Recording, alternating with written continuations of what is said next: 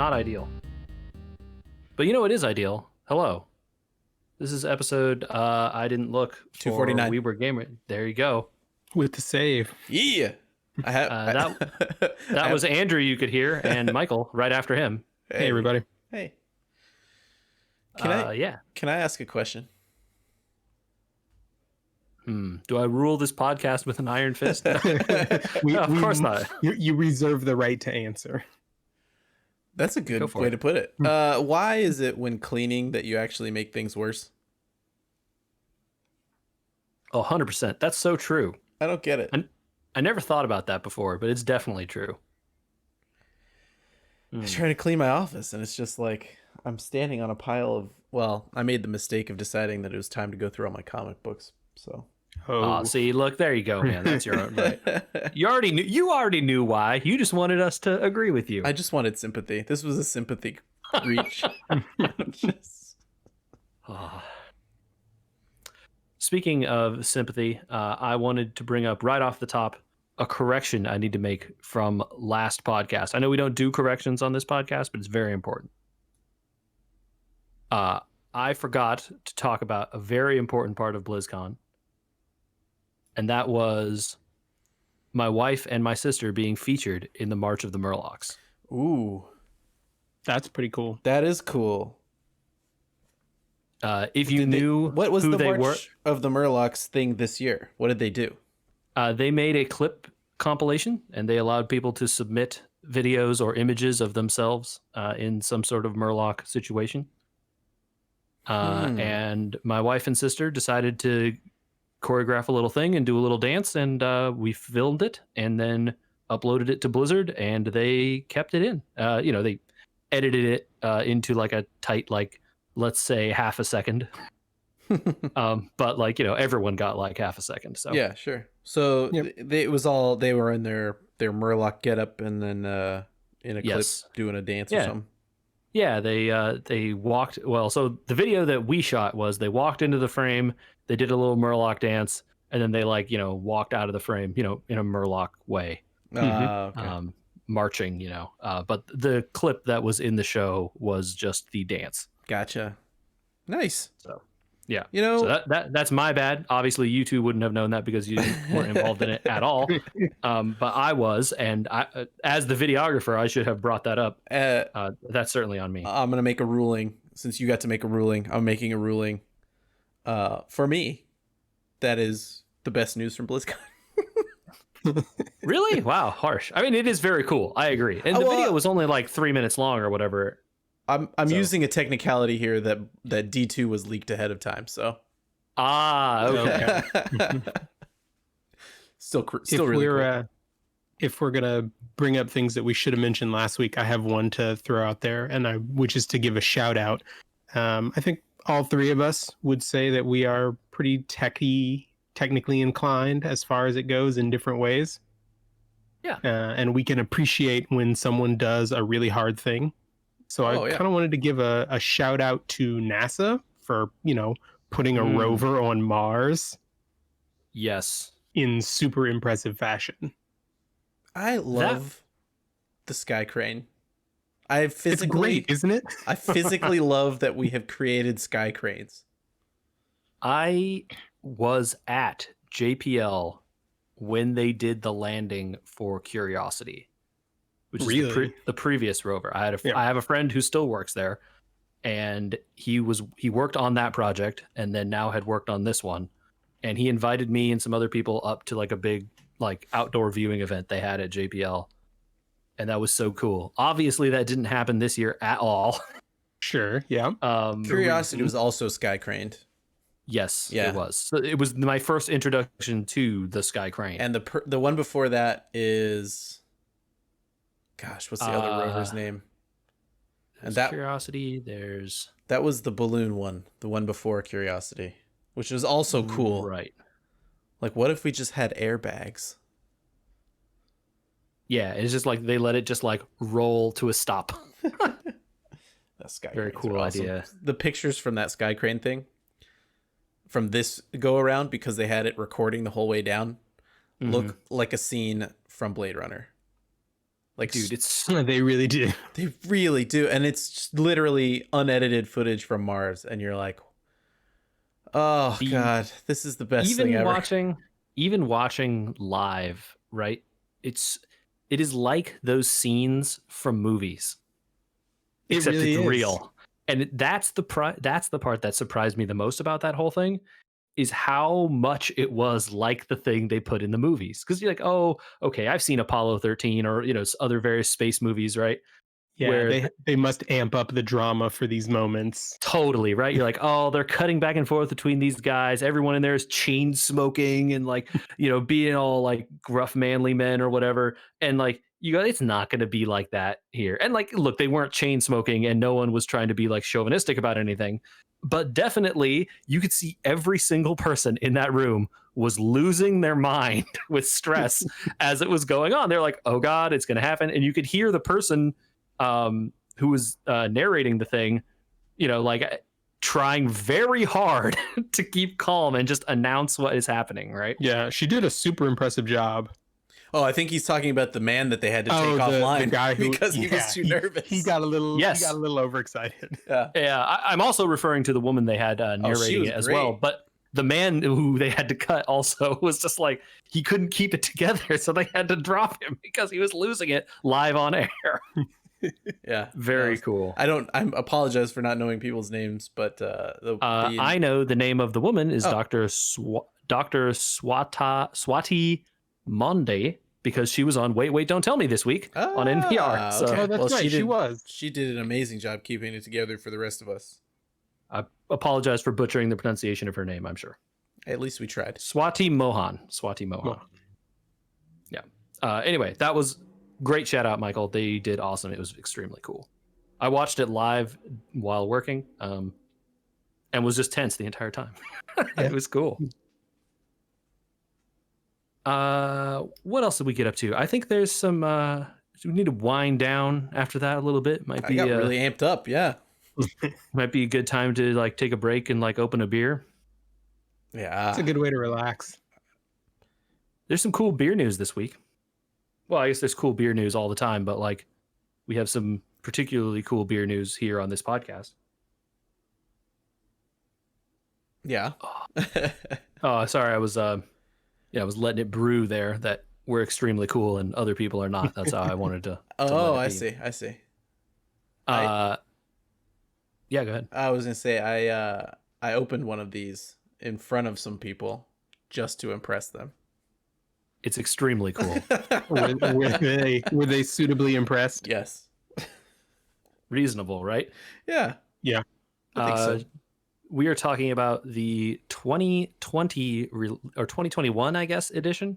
It's got to be 21, right? Yeah. Yes. Well, I mean, it might have been brewed in 20. I don't know how they number it. Well, it's an IPA, so let's say it's probably brewed in 2021. It's a triple IPA, and we are talking about Russian River's Pliny the Younger, which is some sort of like semi-legendary / extremely well-regarded. I don't think it's triple semi-legendary. It's actually legendary? I think so, yeah. Okay. Pliny in general is legendary. People are like, what do you mean the younger? I can't even find the elder when I mentioned it to them. It's true. They don't distribute far and wide. I don't know why they don't. Something about, they don't want to expand or they want to stay local or something, I guess. Sure. But the Russian River Brewery in Northern California, the Santa Rosa area, did their release of Pliny the Younger this year in a unorthodox, or at least new to them, way. And multiple people on this podcast were able to obtain some of them, which is a feat, given what it sounds like happened. Yeah, their website numbers were kind of crazy. They said that they had, I think at peak, 110,000 people trying to buy the mixed cases that they put out, and they only had 6,000 and change, I think, available for sale. At least they tried to do a waiting room. Yeah, I mean, the waiting room probably worked if you were the first 6,000 people. Yeah. Basically, the waiting room was just like a velvet rope that kept people out after the first 6,000, I think. Yeah, pretty much. Yeah, but JJ, you were lucky enough to get through, and once again, not me, but my wife was lucky enough to get through. Yeah, Provide the correct thing here. I was trying as well, but I was not lucky. Nice. So I think now everyone on this podcast has had some at this point. Andrew, you opened one at some point? I opened one this weekend. It was wonderful. Have you guys had one yet, Michael? Yes. Yeah, I had one last weekend. Okay. And my wife and I have had one. So what do we all think, man? It's certainly I know because it's the mixed case, my wife and I did the elder and the younger next to each other just because we could. I'm curious if you guys have tried both yet. I've had elder enough times to remember what it is. Younger to me was definitely better. I certainly agree with you. Yeah. It's incredibly smooth for a triple IPA. That was the thing when I want to. Okay, go ahead. Oh, Andrew. I was just gonna say when I poured it for everyone that was here, not here, but that was tasting safely. I want to point out safely. I poured it all, and then one person at a time came to get a glass, masked, and then we all backed away. And it was only 3 people. It sounds like a lot when I say everyone, but they didn't see the bottle, so they knew it was Pliny related because it was Pliny the Younger, but I don't know if Pliny the Elder is also a triple. I don't think it is. It's not. And the Elder is not a 10.6% beer. No, it's like 8 point something. And so both of those things were a shock to everyone once they tasted it. That it was 10% and that it was so smooth? Or it's so smooth for a triple IPA, yeah. Yeah. So like once they had the info after they tasted it, they were surprised at what they had heard. Got it. I want to push back on that assumption. How many triple IPAs have you guys had? I've had a fair number. Yeah, over the years, probably the same. I feel like I have only had a few, maybe like 3 or 4, and none of them have been as hoppy or as like forward flavored as the doubles. I have had the triple IPA from Dogfish Head, the 120 minute. Hold on. That's super smooth. Yeah, that's Dogfish Head though. But their 90 minute is much hoppier than the 120. Right, but aren't they both triples? No, the 90 is a double. Oh, is it? Right, it's the 60 is the single, 90 is the double, and 120 is the triple. Oh, okay. That 120 is a special beer though. It's super hard to find, and it is great. And it's even higher than 10%. It's like 12 or something. That stuff is, you don't get a whole glass of that. You can't do it. It's been a few years, so I've only had it at bars. See, that was, I've had that one. I've had the triple IPA from, what is it, The Alchemist or something like that from Vermont that my sister got for me one year as a Christmas gift. That was amazing. I haven't had the double from that place, but according to the internet, the double is way hoppier based on the like lists. There's the younger, and I've had a couple of ones that were produced locally that aren't made anymore because they stopped making IPAs, and those were also less hoppy than the triples. So maybe I'm just like really good at picking them or something. Yeah, I mean, so I don't know that I have a good subset of beers beyond some of the ones you've mentioned. Because of the places that make them.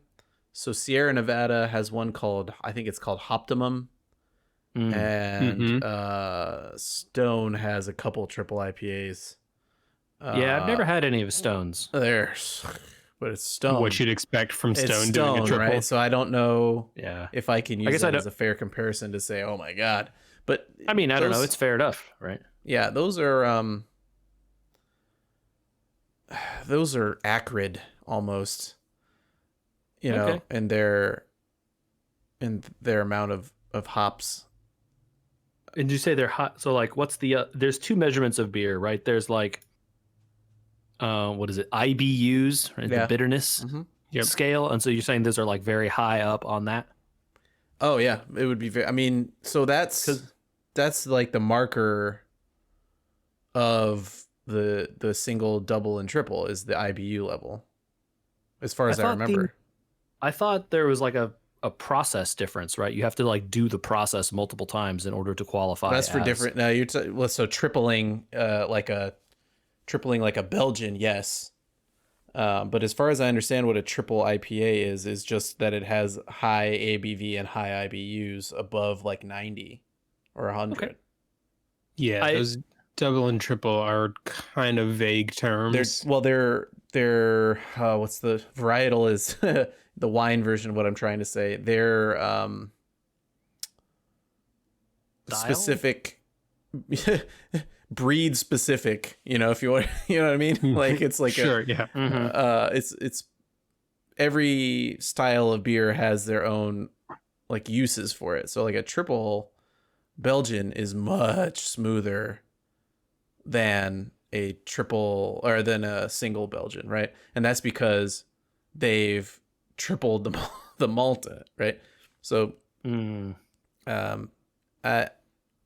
don't know. I'm as far as my memory is, because I haven't done the research right now on this podcast, but my memory is it's like 40 IBUs is somewhat normal, 70 is double, and 90 to 100 is triple IBUs. And then, ABV generally follows IBUs, because if you don't up the ABV, you're going to have just hops in the flavor with no sugar to counteract the hops. Mm-hmm. Yeah, I admit to complete ignorance on this topic, so I was just wondering, because I've definitely heard people say this before, and it's just like has not been my experience. Well, but so also it's possible that I'm just drinking the wrong stuff. Oh, well, no, one thing you can do, and what I think Dogfish Head does really well, is just because you triple the hops doesn't mean you have to triple the strongest hops. Sure, you could triple more of the malty characters or more of the other flavors in there, and not necessarily triple the like really pine forward and stuff like that. That's so. I think back on topic here of the Younger.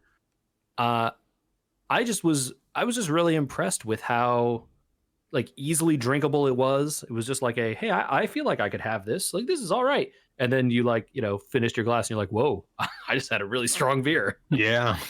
I'm glad it lived up to the hype. Yeah.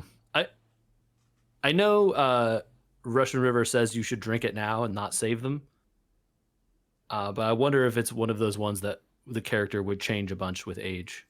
So I'm sure there are people that are doing that. And anecdotally, the girl who sits across from me at the office, her family lives up near Santa Rosa, and her mom has gotten Pliny the Younger in years past and has opened one immediately and then saved one, and according to her, like even as little as 3 weeks later, you can really tell the difference. That is interesting. So, because previous to this online distribution, I think they didn't really ever bottle it, or it was unbelievably limited. I'd never have seen it in bottles. I've only ever heard of them putting it in kegs to distribute to extremely limited bar places. Yeah. Like I know of one place here in Orange County that would get some. Yeah, but same. There was like one famous bar down here that would get one keg, and like there'd be a line down the block. Yep. Yeah. It's super cool. I'm excited I get to have some. Yeah, it's more egalitarian a little bit, but I'm sure a lot of people are not peeved, but disappointed that they don't have the option to try and go somewhere to get it. Yeah, and I mean, I'm sure the rest. I'm sure Russian River would rather be distributing to the bars and restaurants anyway, right? I feel there's probably a more guaranteed market there, and a like probably better return for them. I don't know. To deal with the all markup this shipping on a bottle is probably crazy. They didn't sell it for that much more than they sell their regular stuff, though. No, maybe their package price was good. I feel they probably could have been warranted to mark up the entire price of the 12-pack, of which you only got 4 bottles of the Younger. They probably could have marked it up like $50-$60, but they didn't. I mean, you paid some markup. That STS that's in the box is like a $6 beer. I mean, you pay that markup when you buy the beer from them normally anyway, though, right? Right, sure. It's like you can buy if you live in California, you can go on Russian River's site and order beer from them for delivery to your home in California right now, or I assume right now. Frequently, you can do this. And you can get Pliny the Elder, and it's, not cheap. It's a 12 pack of 500 milliliter bottles, and it's like $80, $90 or something. So a lot, but also these are very big bottles. Yeah. I guess it's also worth saying these aren't like 12-ounce bottles, right? These are the 500 milliliter ones, like big. Yeah, they're a full pint. Mm-hmm. You are consuming a beer when you open one of these. Gotta be ready. Oh man, that was so. Man, I should have another one of those soon. Those I'll save mine at least a week or two. Yeah, I'll probably have my other one soon. Very reasonable. What else did we get up to here? I know there's been a little bit of gaming news. We want to talk about some of the games, video games. We technically talk about those on this podcast sometimes. Yeah, sure. Last week, Friday maybe, Sony came out with their own version of a direct, their state of play for the beginning of 2021. And I managed to catch a good bit of the news and announcements that they had. I don't know if either of you guys, I don't think, managed to catch it. Oh, I was doing manual labor on Friday outside all day. I certainly saw some of the announcements after the fact, but I definitely didn't catch the whole thing. Yeah. I think one of the biggest things that stood out, not any individual announcement, but the fact that a lot of the games that had already been announced as coming out on the PS4, but word hadn't been passed down yet about whether or not they'd show up on the PS5. A lot of them were allowing for free upgrades. If you owned the game on PS4, they would upgrade you to the PS5 version if you had one. Mm-hmm. Yeah, they're trying. You know what I mean? Maybe we'll talk about this after, but they probably got to give people something since you still can't buy these things. Yeah. Yeah. Good luck finding one. I don't think they announced it here, but I know they did mention they are doing the thing they did last year and giving away some free games to people, even if you don't subscribe to their service or whatever. Oh, that's cool. Why for? And I think that they did this last year during the pandemic as well as like a play at home, I think was the initiative they called it. Okay. They're doing that again this year. And I believe they said there's more than one game, but the game they've announced so far starting March 1st is Ratchet and Clank. So you just go into your account and download it? Yep. And I think anyone with a PS4 can just go in and log in and get that right now. So cool. But what other stuff did they talk about at this event, Michael? So there wasn't much in the way of really new news. A lot of it was games that had been teased or shown previously, and they were just giving updates. So there was more footage from Returnal. I don't know if you guys remember this one from E3 last year. Live, Die, Repeat. Yeah, exactly. Woman lands on an alien planet, and each time she dies to one of the aliens that's trying to kill her, she wakes up again as she's crashing on the planet. So she's in this loop trying to get herself out of it. But they showed some more gameplay footage of that, which looks pretty sharp. Speaking of Live, Die, Repeat, they showed more footage of Deathloop. That game looks very cool. Yeah, I think we talked about some after E3. But it does. They basically just showed more gameplay. It's got like a real like 60s disco kind of vibe or something, and like very almost like Mod Squad kind of like cool spy thing. But then you like are dying and restarting the cycle over again, and seems very interesting. Yeah, it's a cool premise. Let's see, what else did they announce? Andy, I thought of you when I saw that they had a spot on the new Oddworld game.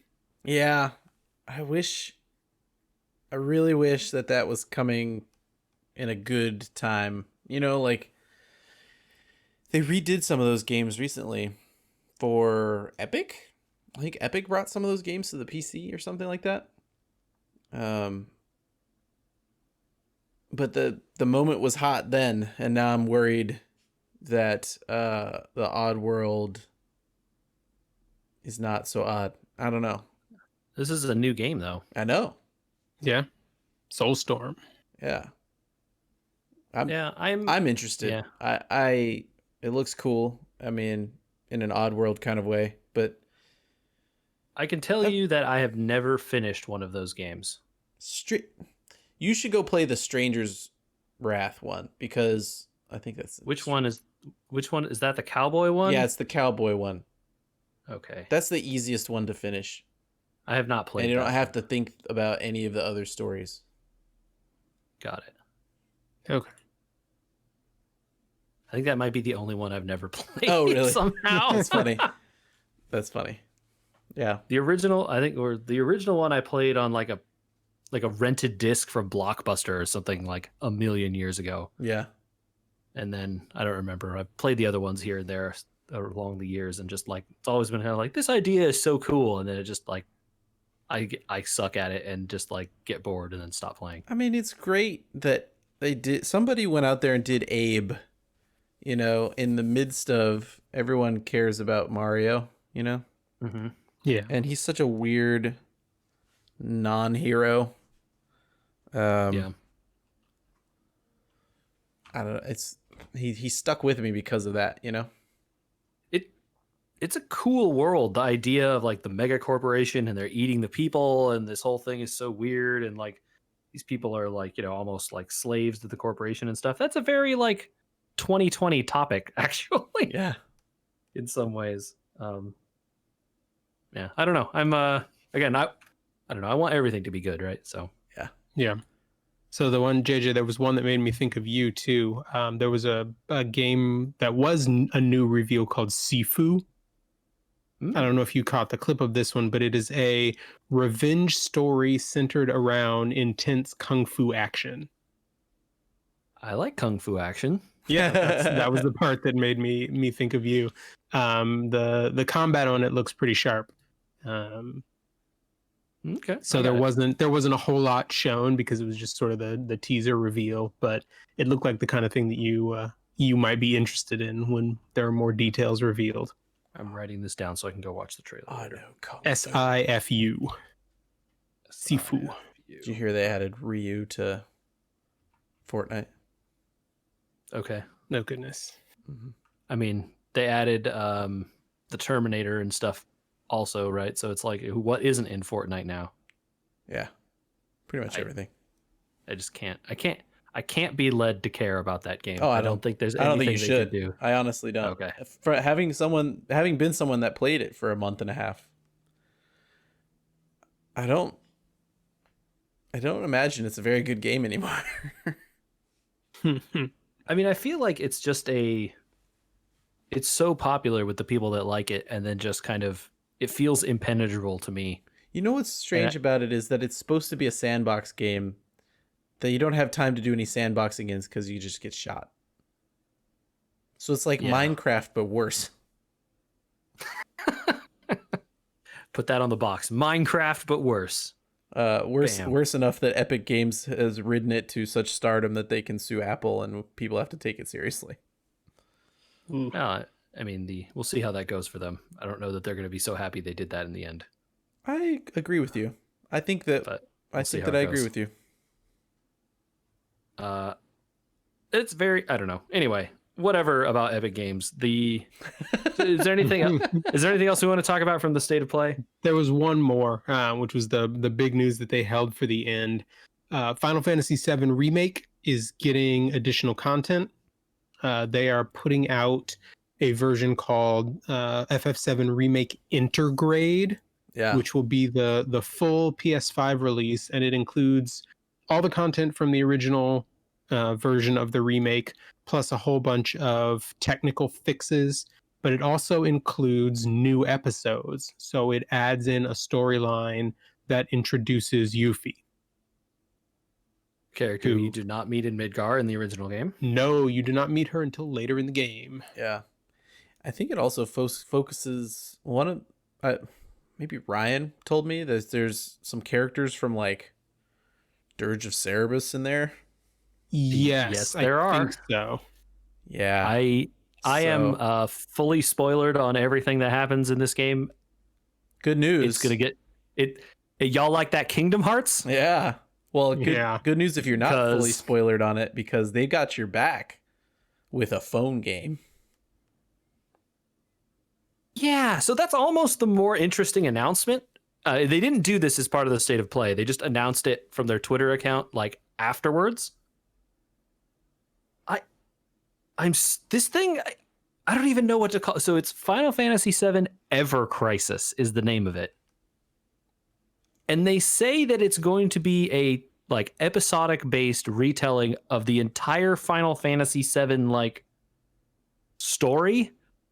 But that story includes not just the original game Final Fantasy VII. It includes that. It also then includes Advent Children, the movie. It includes Final Fantasy VII Before Crisis, which I think is a PSP game. Or maybe that one is a PS3 game. I don't know. You're beyond me now. I don't remember with that one. Don't know. I don't know either. Now. I don't know. Moving on. Yeah. Then there's Final Fantasy VII Altered Core After Crisis. Huh. Couldn't tell you. Anyway, there's another one in there. And then the last one, Crisis Core. Thank you, Michael. Yeah, that's the one. And that is a PSP game. Crisis. Crisis Core is a PSP game. I played that one. Yeah. I actually know what that one's about. Okay. And then the last one is Dirge of Cerberus, which I believe is a PS2 game. Or maybe that's another PSP game. I don't know. Anyway, around that time. That's a lot of games. Yeah. I'm going to bet you it's a free-to-play game that you have to pay money to unlock chapters in. Or grind gold. I'm just gonna bet they charge you for the chapters. It's just like chapter 1, and then you pay them $5, you get chapter 2, and you pay them $5 and you get chapter 3 or whatever. It wouldn't surprise me though if they just drop all of it at once. That tends to be when they do mobile. That tends to be how Square Enix operates. Like when they've done mobile releases of their older RPGs. Yeah, but this isn't a mobile release of an old RPG. It's a completely different game. True. Yeah, it's a new game of games that didn't necessarily come out on mobile. When somebody says something on mobile is coming out in chapters, it just means to me they're putting it out in bite-sized sales pieces, right? Yeah. And this isn't just like they took Final Fantasy VII, the original game, and ported it to mobile, because there's new art. Looking at the game, even if the backgrounds are similar or maybe the same, I can't tell, but the character models and the like character portraits and the dialogue screens are different. So 100%, it's that much at least is new. Yeah. I don't know how I feel about this. I don't want to be negative about it, but it does not seem like it's going to be for me. I don't know. I mean, who knows? Maybe it's good. I don't know. Yeah, it might be. No idea. This is a wait and see for me. Yeah, yes. We'll find out in 9 months. 1000% wait and see for sure. Can I circle back around? Yeah. The Soulstorm thing where you said the Oddworld Soulstorm was a new game didn't sound right to me. So I had to go back and remember what it was, because this thing was announced like in 2015 or something like that.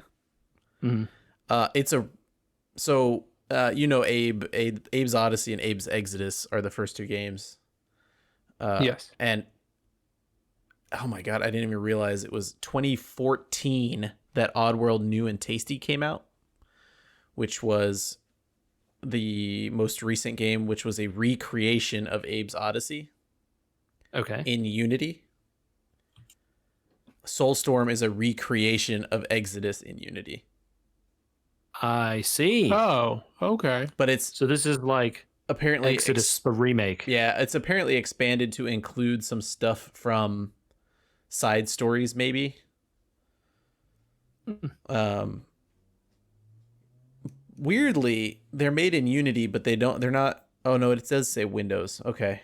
I would wonder if that's Epic then. Now. Could be. Huh. Who knows? Very strange. There you go. 7 years since an Oddworld game. Yeah, that's kind of my feeling, man. I wonder if anyone cares other than me. Well, somebody, if I care, somebody cares. Yeah. Yeah. Well, speaking of things that if you care about, someone else cares about, Andrew, let's talk about Warzone for a bit. Oh, way more people care a lot more than me about Warzone. Yeah, I said if you care, someone else cares. It's just not me. Yeah. But that's fine. I want to hear about what you've been doing in Warzone. Let me say that some people care too much. Shocker. I haven't been playing Warzone that long. I would understand why people want a new map because the game's been out for a year. And they haven't... It's been a year, right? Yeah, it's been 2 years. No.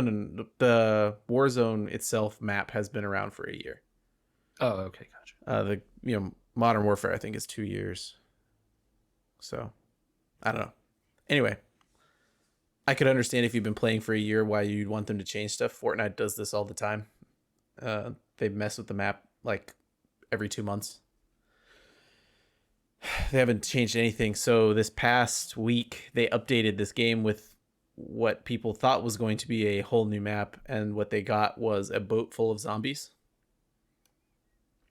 And then they broke a bunch of stuff in the game. I haven't experienced much of the stuff that people say that was broken because I don't play at a level that I care that much. Like,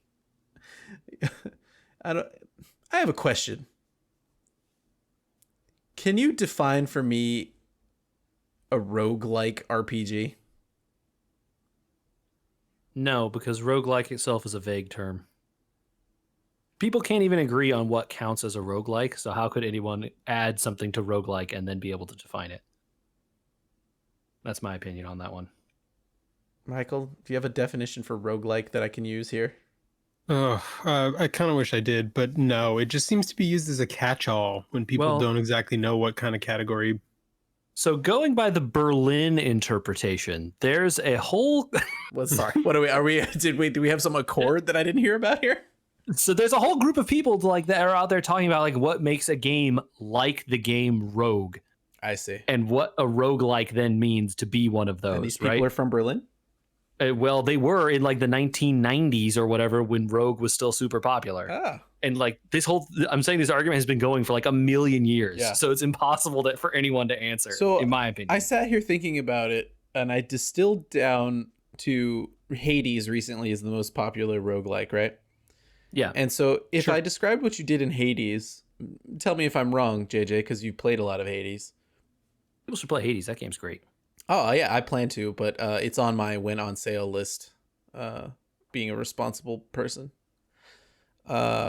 You continuously try to advance through a series of engagements or fights to level up weapons that will hopefully eventually let you beat the game. Even if you fail, you can try again. And the weapon upgrades stay, correct? I think the important stuff you're missing there is like randomly generated engagements that randomize and change every time you play. Okay. And the things that level up are not required to stay every time. Yep. No, but some of them are persistent, no? They're in Hades, that's true. Some but not in all upgrades. It depends on the game. Right. So some games have persistent upgrades and some do not, but both types would be considered a roguelike. Right. Like Dead Cells, the weapons you start over every time. Okay.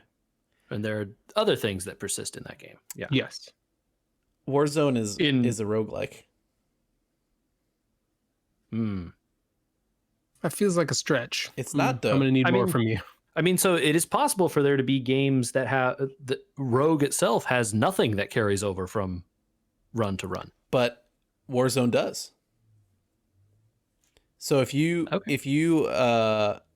play this game, and this is what people are pissed about, you eventually unlock upgrades to many of the weapons in the game. So like if you use the M16 every single game, the M16 gains levels as you use it, and each level upgrades features of the gun. So like I can move it from iron sights to a scope now because it's level 2. Oh, at level 3, I get a suppressor. At level 4, I get a bigger magazine. I'm simplifying it for the sake of this story. That is persistent through each run. So while you may go into it and have random fights and lose each time because people camp in corners or whatever, you come back with a stronger and stronger gun. I guess in this most recent... What's that? Yeah. Is that strictly an upgrade path, though? Because aren't the different sights like used for different things? And like, is a suppressor always an upgrade if it maybe makes your velocity lower or something? So sometimes, yeah, there's sideways movements. So like a muzzle attachment may be something like a flash guard or a muzzle brake or a suppressor, and these all do different things, right? Mm-hmm. Vertical recoil control or flash suppression or sound suppression or bullet velocity increase or decrease based on what you're going for. It allows people to use all the upgrades to create what they want from each class of gun in that game. Got it. So like if you want your Uzi to be great at hip firing, you would put lasers on it and large magazines and recoil control, right? Instead of, if you want to aim down sight and have it shoot across the street accurately, you would change everything on the gun completely from what I just said. But the only way you do that is by playing the game over and over and over again like a roguelike and using it to, like an RPG, level the gun up. So people are pissed off because I guess a bunch of these attachments are now broken. So not only did they not get the map that they were all waiting for, which doesn't affect me at all. And in fact, I'm upset for a different reason, but I'm not that upset. They're all way upset because they expected everything to be completely new for them all overnight with the turn of a switch.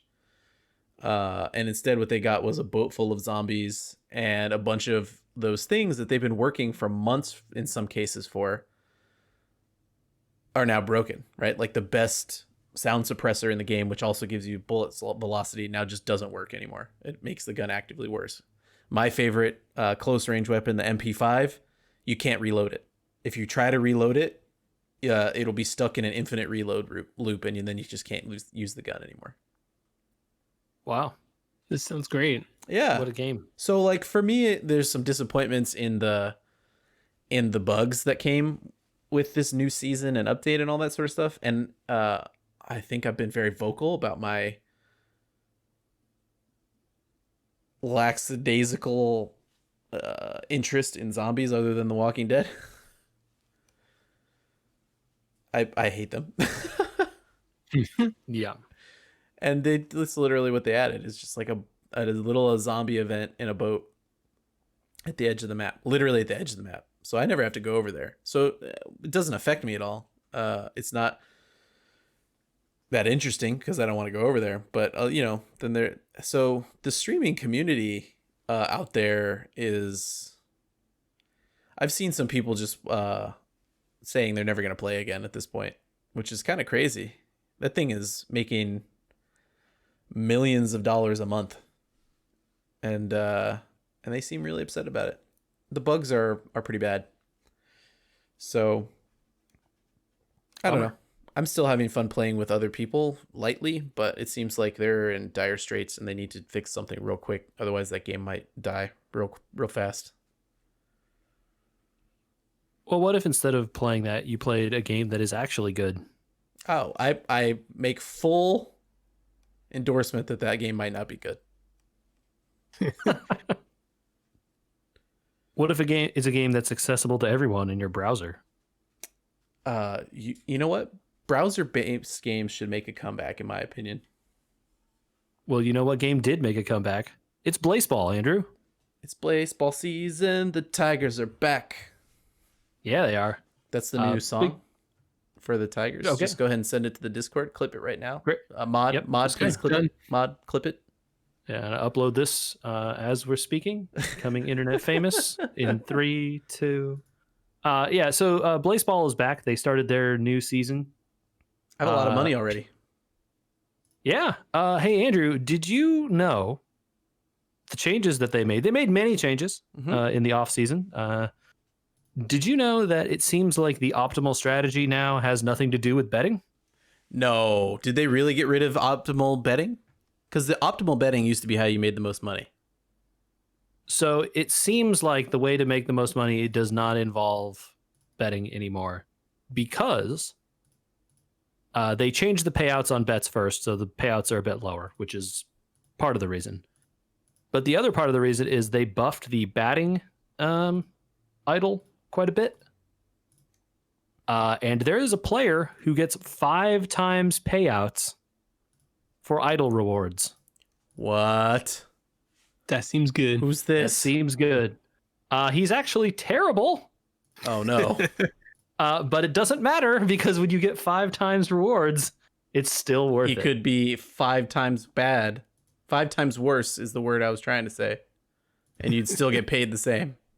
Yes. The person's name is Wyatt Glover. I don't want to assume that it's a he. Many people in Blaseball are not he's. Wyatt Glover of the Yellowstone Magic? That's correct. Has a buff that's called Credit to the Team that earns fans 5 times the rewards for idol. Do you have to be a fan of the Yellowstone Magic, though? You have to have him as your idol. Okay. My understanding is that's how that works. I'm not switching off the Tigers. Not for nobody. Right. I wasn't encouraging you to give up the fandom of the best team in the league. Why would you do that? But yeah, so that's that is some information I learned today. The Tigers are 10-3. What's going to happen if they ascend? I don't want to pick another team. Great question, Andrew. We don't know. Well, no one knows. The other team that ascended never came back. Yes, that's true. I'm not into that. Yeah, they've made a lot of changes to this game, Michael. They added an inventory. Okay, that's new. It's new and it's frustrating. Because like before, what you do is much the same. I don't remember if you played browser games in like high school, but like much the same as those like Kingdom browser games where you basically like churned money, almost like a clicker.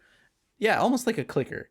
And then you'd buy upgrades, right? So like I could buy every upgrade. I had every upgrade for myself. Like, okay, if my pitcher threw a bunch of strikeouts, then I got a lot of money. But if I chose a batter as my idol, then I got a lot of money when he got hits. But now to get those upgrades, you have to fill them in an inventory. Mm-hmm. So good news, bad news. They've really upgraded those. And you can upgrade them a lot higher, but you can't hold them all anymore because they've changed them into items. And you still have to hold items like tickets and tarot, and no one knows what the tarot does yet. We'll find out. But you better hold one. I mean, if you want to know, yeah, you certainly gotta. Yeah, I don't know if I need to hold peanuts anymore. But yeah, like unclear.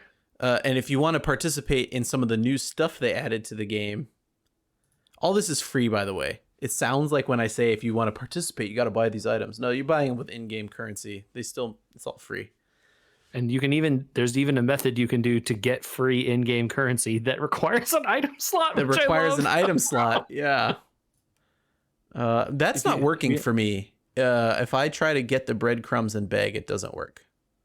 Do you have no coins? Yeah, with 0 coins, it still doesn't work.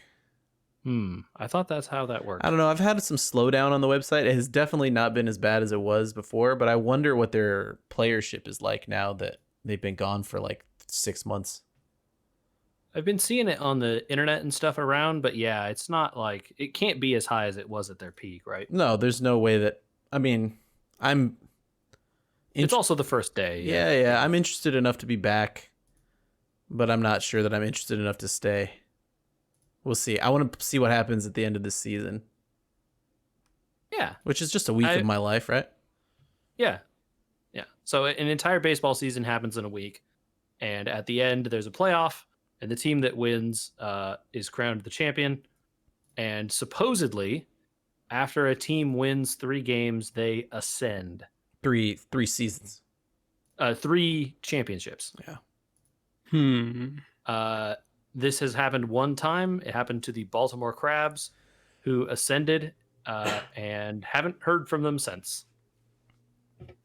So they were gone the end of the last season. They went the season before the end of the last season.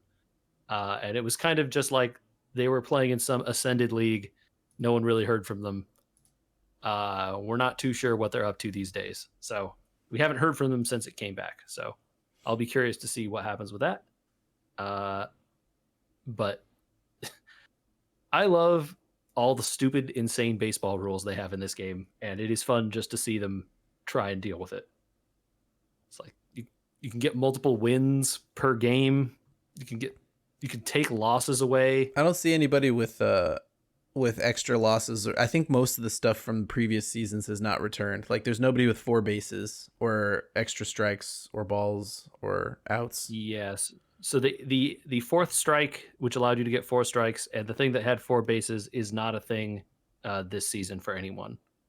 Yeah, I think they removed a lot of that to start over. But it looks like, based on the elections and the wills, it could be next season. So what is wills? I don't have access to wills yet. So wills are another thing that you could use votes on. And they are extremely specific. So one of the wills I'm looking at here is called Infuse. It says boost a player on your team by 15 to 30%. If you pick it, you get to pick the player on your team that this goes for and then cast your votes for it. So it's just so like the decrees are things you can spend votes on that have like league-wide effects. Wills seem to be based around individual players, and blessings seemed to be based around fans. I see. Yeah. I wonder if I should try and pay tribute to anybody that's dead to try and bring them back. It didn't go so good last time. Although it was very cool, I guess, at the end. So, I don't know. Got a lot of peanuts. Yeah, I'm not sure what the peanuts are for either. Yeah. Blaseball. Well, that Blaseball is great. Yeah, we don't have a... It is. It really is. It is a fun insane, though. Or I think so. We don't have a ton of time. Do we want to talk about WandaVision here for a little bit? Yeah, I mean, it's kind of a cliffhanger currently, right? So yeah, 1 episode left here in the season. It's just 1, right? Yes, I believe so. This episode 8 was like half again as long as the previous episodes had been. Okay. Blissfully, thank you. It needed to be. Well, those earlier episodes didn't need to be longer, though, right? Right. I'm not saying the other ones needed to be longer. I'm saying this one did. Sure. Yeah, to be able to make tell a this full story episode and to tie off the story in 2 episodes. Yeah. If they wanted to do the thing that they did in this episode, I don't know what could have been cut out of it to get the characters to where they are now, right? Yes. Do we like Agatha Harkness? Spoilers. Oh yeah, big spoilers. Spoilers. I think the meme that it was Agatha all along was great. Really enjoyed that. But I enjoy seeing Catherine Hahn chew scenery. I think it's enjoyable, and she's great in it. Any other opinions? I have no negative opinions of this show at all. I am blissfully watching without trying to figure anything out, and also without having any real idea where they're going, because I have a feeling this is not over at episode 9. Okay. You think they're going to tie it into something? I think immediately after episode 9 hits, there will be some sort of announcement of what it is tied into immediately after. Like Wanda returns in... Well, yeah, Wanda and possibly Vision return in XYZ thing. Because, I mean, at this point, she's basically proven she could keep Vision alive inside his own little bubble, right? If she just didn't let his little bubble down, he'd be alive. So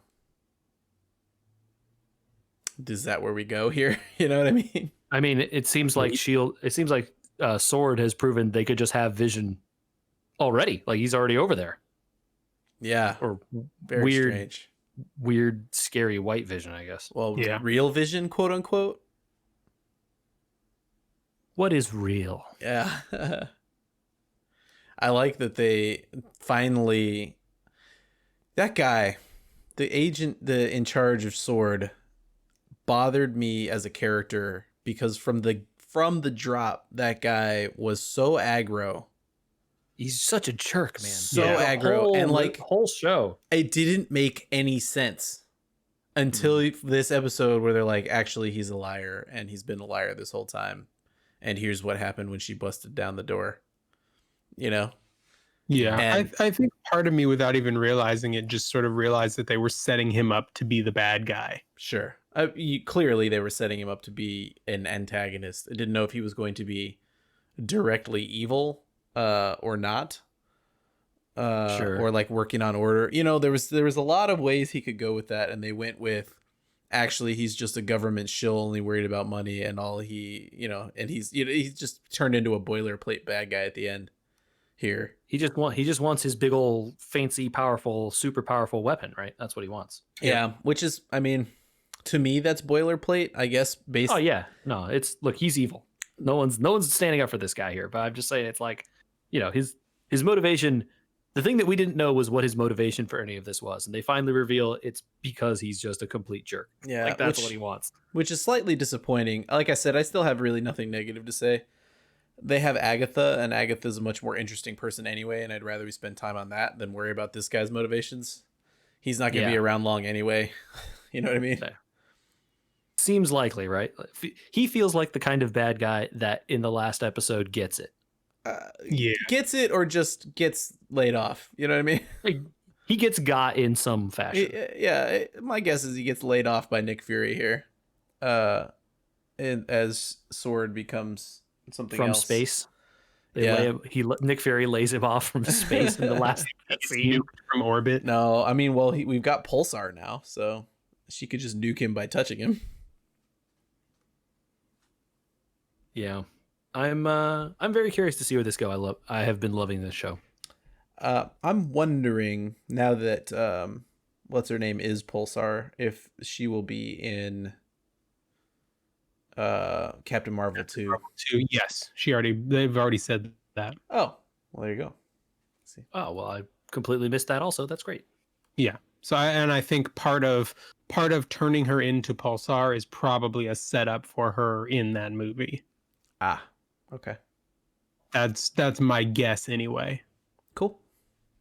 Because otherwise, I think they would have treated that a little bit more, right? She turns and then you basically don't see her again. Well, who knows? We'll see about the last episode, right? But I have this beginning of an inkling that Agatha becomes a villain for something else bigger than this, right? I might be completely wrong and she just gets it in the last episode, but like it doesn't feel like they're setting Catherine Hahn up to just disappear. Would you say she maybe like runs away and becomes an antagonist in, say, Doctor Strange 2? Yeah, a magic user becomes an antagonist in a magic movie? That's what I'm saying, I'm just out here throwing around ideas. Is that one Multiverse of Madness? Is that what that one is? Yes. I believe that's the subtitle, yeah. Honestly, if this is the future of Marvel in general, because the movies are hard to keep bringing to the screen and there's not enough plot in them, and the theaters are kind of having trouble anyway, and all this sort of stuff is compounded, right? And if this is what they want the future of it to be, I'm happy. Yeah, I've thoroughly enjoyed this show. I'm curious. I guess we went into it watching the first episodes, and it's like they had basically revealed nothing about the show. Yeah, or great. Darn close to nothing. I like that so much. Yeah, it's fantastic. And then what's the next one? Loki? Is Loki next? No, Falcon and Winter Soldier. Okay, is 2 weeks. As soon as there you go. It's the week after Wanda ends. Just about, yeah. Which is, I mean, it's the it's the CBS Star Trek strategy all over again, right? It's the don't let you cancel your Don't subscription. let you cancel. There's always going to be Marvel on. And right behind Falcon and Winter Soldier is Loki. That's in June. Right. And then we're going to start to have that same thing occurring with Star Wars starting 2022, I think. Maybe that's the strategy, right? Alternate between these big TV pushes for the two brands, and so that way, there's always some cool, important TV property, and they don't have to worry about Star Wars fighting against Marvel at the same time. Yeah. Do you think those audiences overlap a lot? They probably do at this point, right? They probably do. I mean, let's look at this podcast. Hey, does everyone here in both of those audiences? I'm going to go with maybe to different degrees, yes. Yeah. All right. Well, I think that's I think we'll have a bigger discussion about it probably next week after the final is out. I feel like this was almost a two-parter, so it's kind of like you could make predictions if you wanted to, but nah. I mean, I have one that I have a suspicion about that I'll throw out. Okay. Is that there's going to be a cameo in the last episode from one of the main movie heroes. So Wanda would trust who? I mean, if I put money on it, I would say Doctor Strange. Oh yeah, that would make the most sense. That is the thing people have been predicting. But she doesn't. Does she even know Doctor Strange? No. Yeah. So it'd be weird for it to be somebody she doesn't even know. I mean, unless she met him at some point during the events of Avengers Endgame or something. Yeah. They tend not to off-screen stuff, though. So if they haven't done it on screen, they generally tend to not try to pull one over on you like that. I don't know. I mean, it's as good a guess as any. I would imagine it won't be like a Tony Stark level person. I don't think they could have kept Tony Stark being in this secret. They're already working on Hawkeye, so it could be anybody from an upcoming show or movie that they want to tie in. Yep. My guess, if they do it even at all, right? Yeah. My only prediction was that Agatha makes it through. That's kind of what feels reasonable. Feeling that I'm getting here. I'm not going to make a prediction because I just want to sit back and watch. I think you're right to do that. I really do. It's the first time in a while. Well, if people want to sit back and watch this podcast, where can they do that? YouTube.com. Search We Were Gamers. Subscribe to it so we can do youtube.com/We Were Gamers, because we have to have subs to do that. So help us do that. You could also find it Twitter, Google, everywhere. I mean, yeah, Instagram. We don't TikTok. I'm not going to. Nah. I don't have any interest. You could also email podcast@weweregamers.com.